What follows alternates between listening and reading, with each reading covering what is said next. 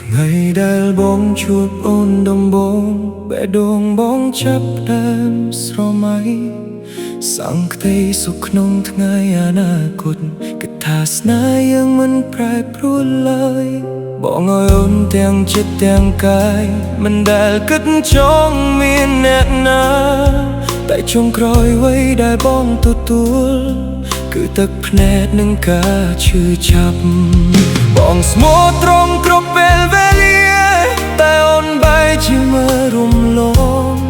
ស្នេហ៍ដែលបងថែអស់ពីចិត្តត្រូវបាក់បែកដោយសារនាទី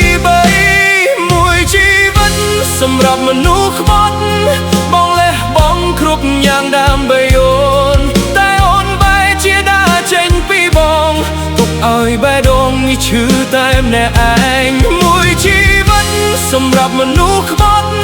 បងសុខចិត្តឈឺជំនួសអូនពេលអូនមានអ្នកថ្មីក្បែរកាយសល់តែបងយំជាមួយអនុស្សាវរីយ៍រូបថតចាស់នៅតែដែលតែចាស់ចិត្តបានផ្លាស់តូរហើយ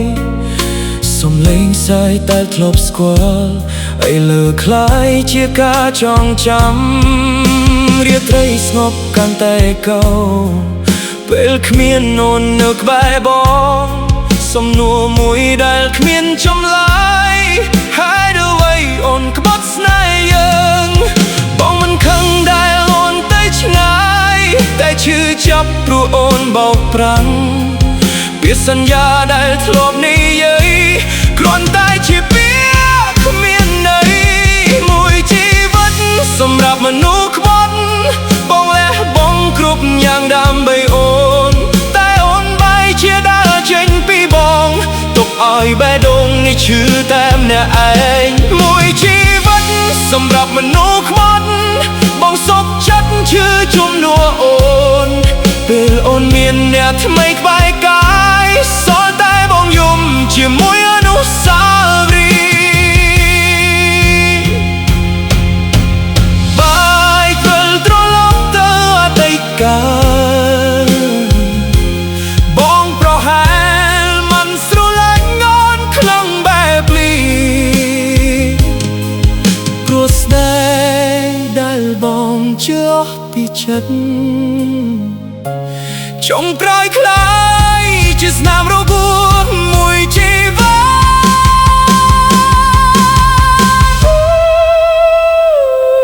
មួយជីវិតសម្រាប់មនុស្សក្បត់បងប្រគល់ជូនដៃគ្មានលើបខណ្ឌ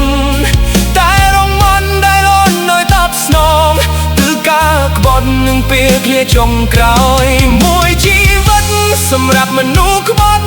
ថ្ងៃនេះបងរៀនរស់ដោយគ្មានននតួបេះដូងនៅឈឺគ្រប់វិនាទី